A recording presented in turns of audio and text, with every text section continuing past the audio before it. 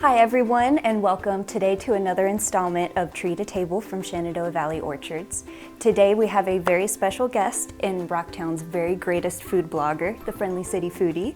And at this point, Sarah, I want you to tell us what we're gonna make today. I am so excited. So we'll be making a delicious apple pie using Shenandoah Valley Orchards York apples.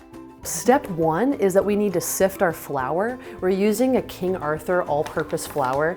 This just creates a really nice texture of the flour and sifts out all of the little nuggets.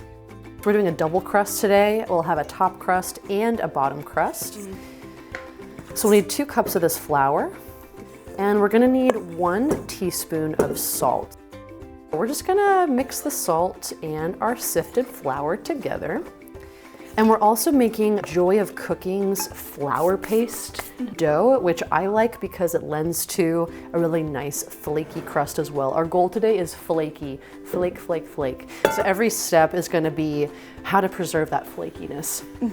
To make the paste, we need to remove about a 1/2 cup of the flour and salt mixture into our empty bowl, and then a 1/4 cup to a 1/2 cup of this ice cold water. So we're using ice cold water to make sure that when it's time to mix our butter in, there is no melting that happens, because we want those chunks of butter to maintain the flakiness.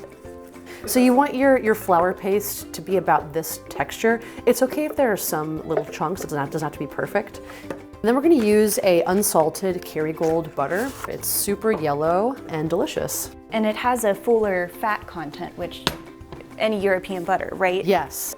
We're gonna do 2/3 of this butter. This is chilled butter, again, to have that serious flakiness. You want the butter chunks to be intact while you're baking and not melted. When I toss the butter into the flour mixture, I like to kind of toss it around so they don't stick together. I'm cutting them probably 1/4 of an inch thick. Now we're gonna be just blending the butter into our salt and flour mixture. And I'm using a pastry blender for 2 reasons. One, we don't want to touch the butter yet. We're trying to prevent it from melting. And also we want the butter to eventually kind of be like small pea-sized chunks in our flour mixture. Now we're ready to add our flour paste mixture into the butter and flour. And this is a little dry, so I'm just gonna add a wee bit of our ice water. So then once it's kind of coming together, I'm going to work it with my hands. So I don't want to overwork it because we want to, again, not melt the butter. And then also, if we overwork it, then the dough develops too much gluten and you can have a tough crust. We want to keep a nice airiness in the dough. What I'm gonna do now, I'm just gonna flatten it into a disc. We're gonna wrap her up like the little present she is. And then that's gonna go in the fridge for about an hour. We chill it because it tenderizes the dough and also prevents it from shrinking. Our next step is to get our apples ready for the bake. Okay. So tell us about these York apples. What makes these so special? One of the greatest aspects of the York would be its flavor. It is super tart, but at the same time, its flavor is only more impressive over time. And in a way, it almost mellows out and is richer as it sits longer in storage. It retains its shape when it cooks. So it is an excellent choice for an apple pie. And look at this color this year. So now we're gonna cut our apples, our gorgeous York apples. What I like to do first is just kind of go all around, just cutting our apple right up to the core, and then cutting them into about a 1/4 inch slices.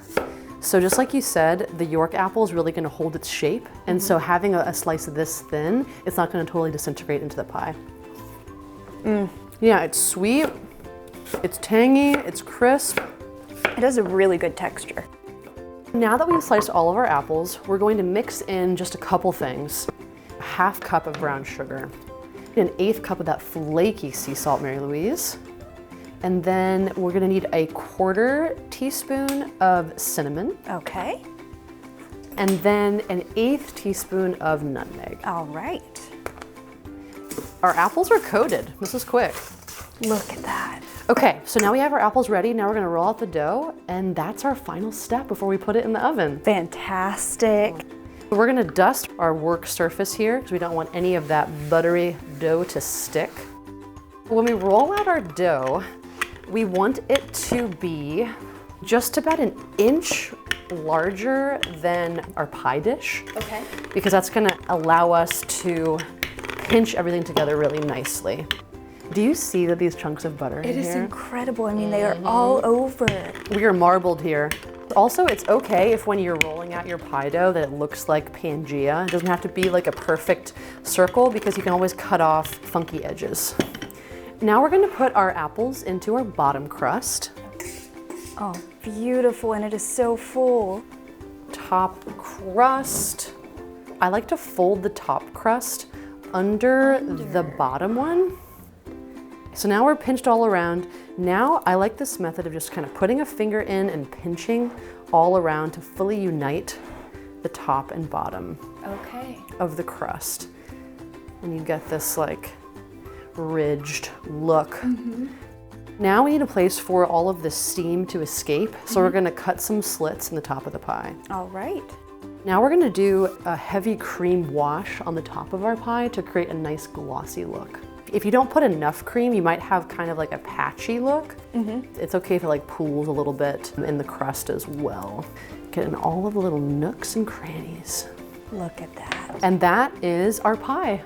Time to put it in the oven. What temperature do we bake a pie as deep as this one at? We're gonna start at 450 for 10 minutes. Okay. And then we're gonna reduce the heat to 350 and then bake again for about 35 to 45 minutes until you get that nice golden crust on the top. Okay, sounds like a plan. Let's do it.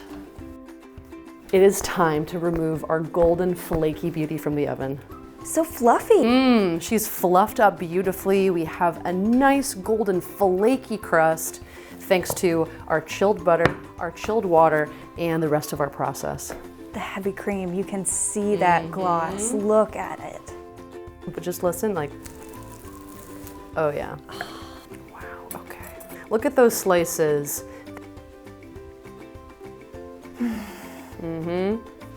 Best slice of apple pie I've ever had. Crust is truly incredible. Sarah, this has been so much fun. I really appreciate you taking the time to show us this recipe. Of course, thanks for your apple expertise. Where can people find you online? You can find my writing online on Substack, Friendly City Foodie, and you can also find me on Instagram through Friendly City Foodie as well. Thank you all so much for joining us for this installment of Shenandoah Valley Orchard's Treat a Table series. Join us next time to see where we'll be cooking.